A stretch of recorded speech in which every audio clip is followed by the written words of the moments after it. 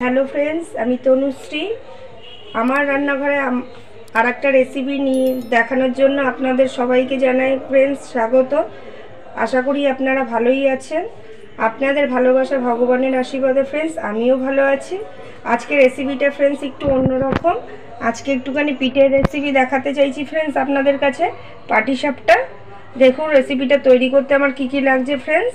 আমি আগে থেকে বাটির মধ্যে গুড় দিয়ে, চালের গুঁড়ি দিয়ে, ময়দা দিয়ে, নারকেল দিয়ে একটা ব্যাটার তৈরি করে রেখেছি ফ্রেন্ডস।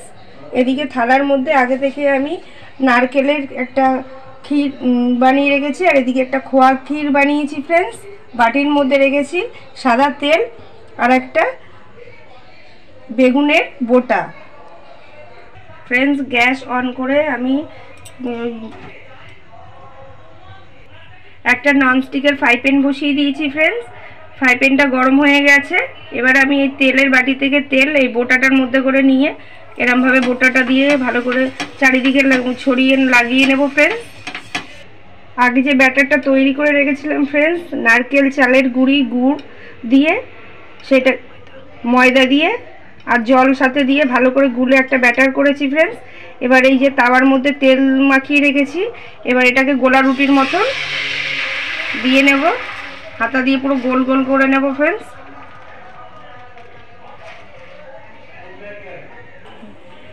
ফ্রেন্ডস খোয়া ক্ষীর দিয়ে প্রথমে করছি ফ্রেন্ডস। খোয়া ক্ষীরটা দোকান থেকে নিয়ে আসার পরে আমি একটুখানি দুধ দিয়ে এটাকে নরম করে নিয়েছি ফ্রেন্ডস, জাল দিয়ে। এরকমভাবেই খোয়া ক্ষীরটাকে করে নিতে হয়।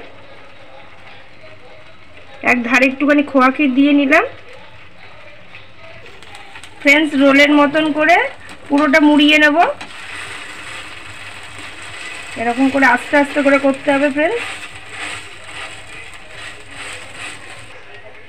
এক পিঠটা সেঁকা হয়ে গেলেই ফ্রেন্ডস ও পিঠটা একটু সেঁকে নেব। দু পিঠই হালকা হালকা করে সেঁকে নেব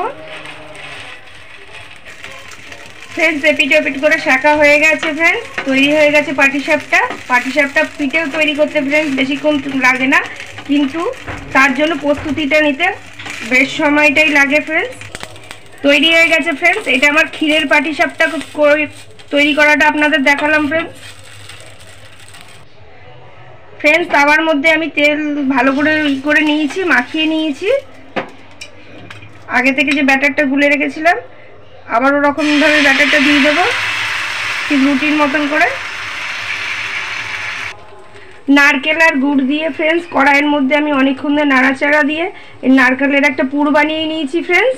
এবার এই নারকেলের পুরটা দিয়ে পাটিসাপটা করছি। আগেরটা আপনাদের ক্ষীরের পাটিসাপটা দেখালাম, এটা আমি নারকেল দিয়ে করছি।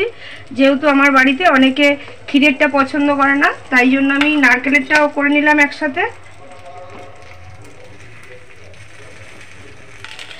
ঠিক আগেটার মতনই এইটাকেও রোল করে নেব, রোলের মতন।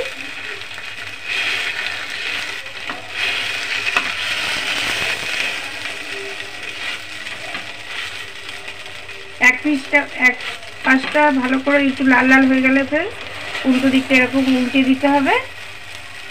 ব্যাস তৈরি হয়ে গেছে নারকেল দিয়েও পাটিসাপটা করা ফ্রেন্ডস, নারকেলের পুর দিয়ে।